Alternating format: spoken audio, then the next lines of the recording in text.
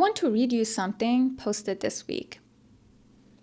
I have so much gratitude to people who wrote extremely complex software character by character. It already feels difficult to remember how much effort it really took. Thank you for getting us to this point. That's from Sam Altman, CEO of OpenAI, posted on Tuesday, the same week that Atlassian cut 900 software engineering roles. If that combination makes you feel uncomfortable, that's good. That means you're paying attention. Stay with me because this past week had 3 stories that directly impact your career. And I'm going to tell you what they mean and what you should do about it. Let's start with what actually happened. Hi team. Since we are distributed across many time zones, I am recording a Loom to make sure everyone has a chance to hear from me directly about all of the changes we're announcing today. First, I hope it goes without saying, but I want to acknowledge this is a very tough day. Days like these are among the toughest that we have as a company, and certainly the toughest that I have as a leader and we have as a collective leadership team. I hope it also goes without saying I don't make decisions like this lightly. I know there are real consequences for everybody, their families, their career plans, their friendships.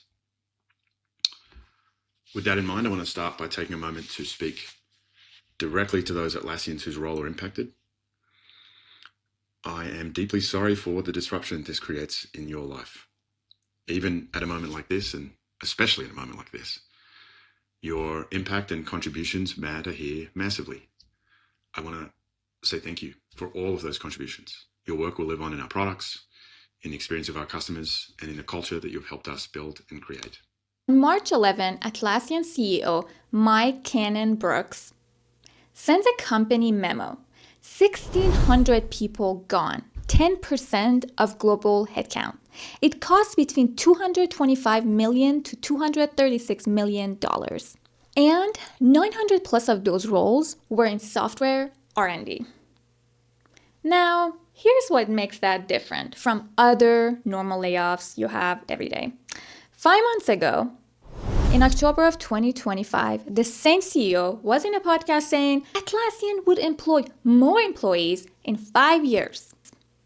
5 months later, that's the window between engineers are safe and we cut 900 of them. And then Tuesday, Altman posts his thank you note. Here's the loop that should bother you. OpenAI trained code written by the very developers he's thanking. That training built the AI tools companies like Atlassian are now using to justify cutting those same developers. The sequence is we took your work, trained a model on it, sold it to your employer, and your employer eliminated your job and would like to thank you for it. How crazy is that? Well, the internet noticed and did its thing. People were posting things like this on Sam Altman's post. Dear devs, you will lose your jobs forever and be forced to work in the coal mines, but you can rest easy knowing Sam Altman is grateful. Okay, now, before you spiral, let's look at what the data actually says, because this is where I want to draw the separation between the signal from the panic. Gartner tracked 1.4 million layoffs in 2025. Less than 1% of those were affected due to AI gains. But here's the stats that actually kept me up at night. From Business Journal, new findings from a recently released survey of nearly 1,000 US business leaders found that 21% of companies have already frozen entry-level hiring because of AI. By the end of 2026, 36% say they will have stopped hiring entry-level workers. And by 2027, nearly half, 47%, expect entry-level hiring to be eliminated at their companies. I don't know if I was a student, how I would feel about this, especially if I was in computer science or any engineering really degree. So I feel for our students right now. What do you think? Tell me in the comments. Okay, but why does that matter if you are mid-career?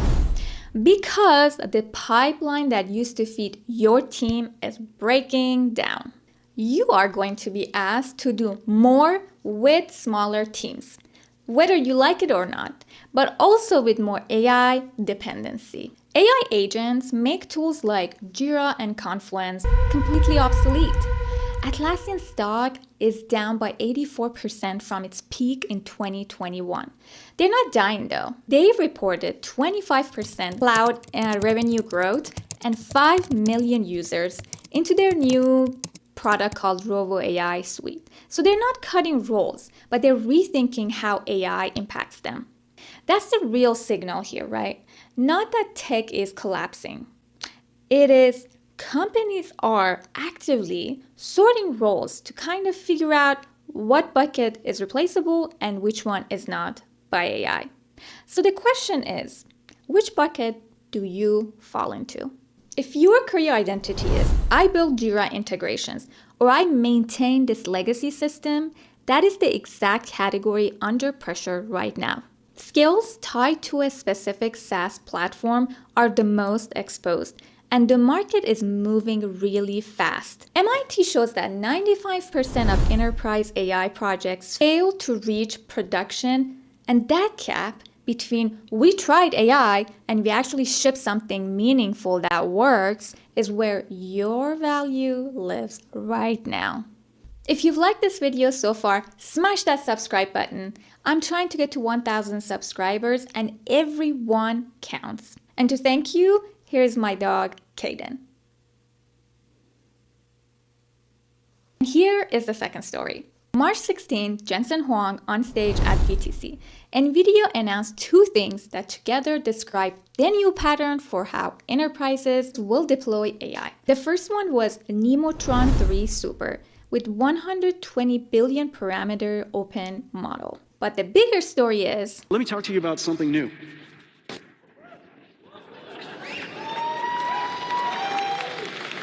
There's just one catch.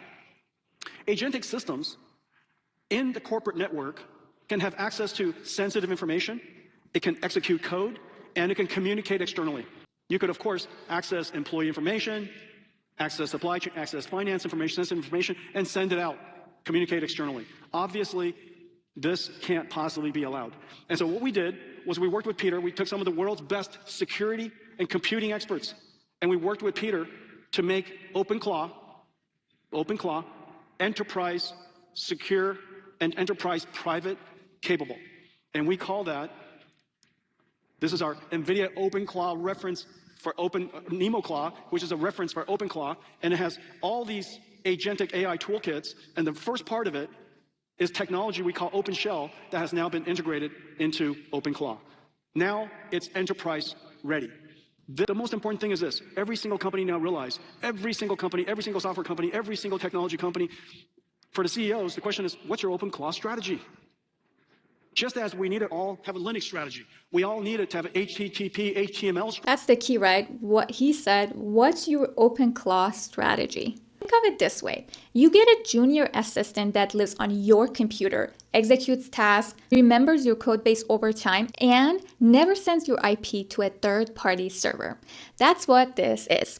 So launch partners are including Cisco, Atlassian, CrowdStrike, SAP, and etc. But here's the honest status of this. It is in alpha. And even NVIDIA's own docs say expect rough edges. And they say that the real enterprise deployment would be more like in Q3 of 2026. Now, the World Economic Forum last year found that 41% of employers plan to cut up to 40% of their workforce due to AI within 5 years.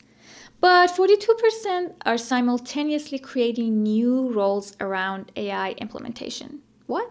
That's confusing. But NemoClaw represents one of the clearest of these new categories. Engineers who can learn, deploy, govern, and route between local and cloud AI systems are the ones who are going to win the race. And here is our last story of the week. On March 12, Anthropic posted an article that said we're launching the Claude Partner Network, a program for partner organizations helping enterprises adopt Claude.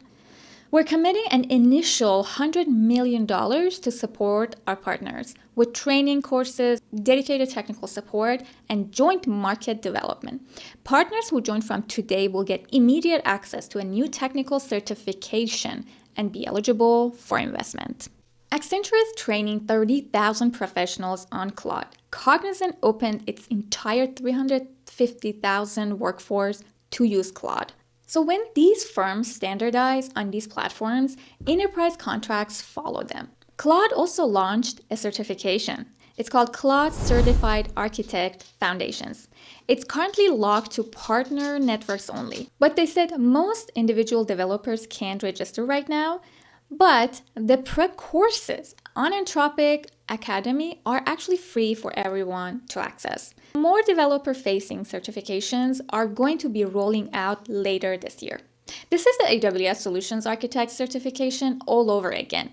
I think it came out in 2012. And was it like by 2018 you had to have it?